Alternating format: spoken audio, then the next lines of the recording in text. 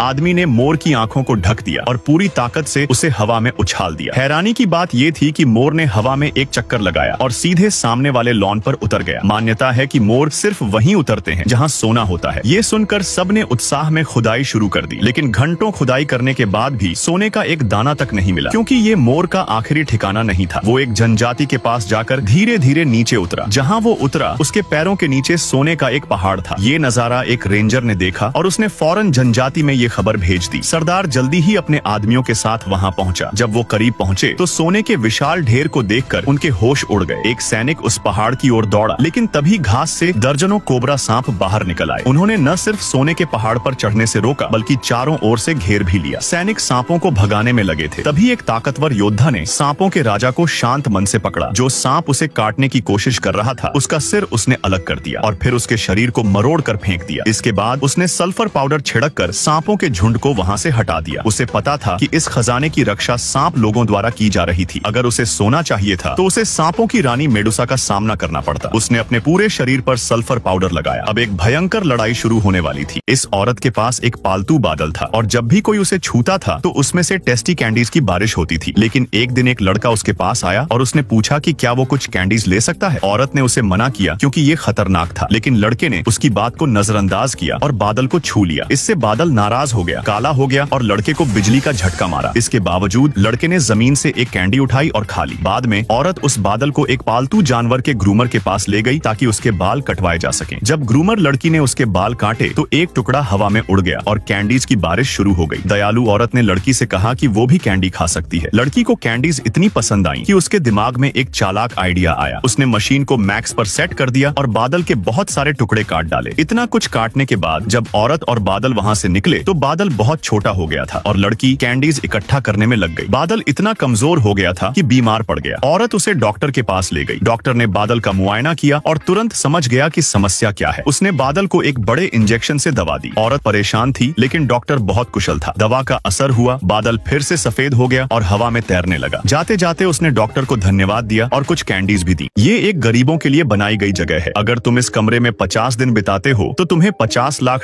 यानी 40 करोड़ रुपए मिलेंगे। लेकिन इस दौरान न फोन होगा और न ही कोई अच्छा खाना। सिर्फ एक बड़ा बिस्तर मिलेगा सोने के लिए। एक जोड़ा इस चुनौती को स्वीकार करने आया। आदमी ने दीवार पर लगा लाल बटन दबाया और चुनौती शुरू हो गई। 50 दिन बाद अमीर बनने का ख्याल उन्हें बहुत खुश कर रहा था। दोनों फर्श पर लेटकर अपने सुनहरे भविष्य की बातें करने लगे। आखिर $50 लाख एक बड़ी रकम थी, लेकिन ये पैसा पाना इतना आसान नहीं था। पहले ही दिन आदमी परेशान हो गया। आयोजक उन्हें हर खाने में सिर्फ रंगहीन और बेस्वाद पोषक तरल देते थे, और वो भी एक बोतल। इससे उनका पेट ठीक से नहीं भर रहा था। दीवार की तरफ देखते हुए उन्हें पता चला कि अभी 49 दिन और बाकी हैं। ये सोचकर आदमी हिम्मत हारने लगा। शुक्र है कि उसकी पत्नी ने उसे समझाया। उसने कहा कि $50 लाख एक ऐसी रकम है जिसे आम लोग जिंदगी भर भी नहीं कमा पाते। उसने कहा कि आयोजक चाहते हैं कि हम हार मान लें, लेकिन हमें हिम्मत रखनी होगी। पत्नी ने अपने पति के लिए 30 दिन का फिटनेस प्लान बनाया और खुद ध्यान करना शुरू कर दिया ताकि समय कट सके। लेकिन हर दिन एक जैसा बीतने के कारण 20 दिन बाद आदमी ने कह दिया कि वो बाहर जाना चाहता है। उसने कहा कि अब उसे पैसे नहीं चाहिए। ये सुनकर पत्नी ने उसे डांटा और कहा कि जब 20 दिन सहन कर लिए हैं तो हार मानने का सवाल ही नहीं उठता। इस बीच आदमी को आयोजकों की बात याद आई। उन्होंने शुरुआत में कहा था कि 50 दिन के दौरान वो 3 बार कुछ खरीद सकते हैं, लेकिन हर बार $500 मिलियन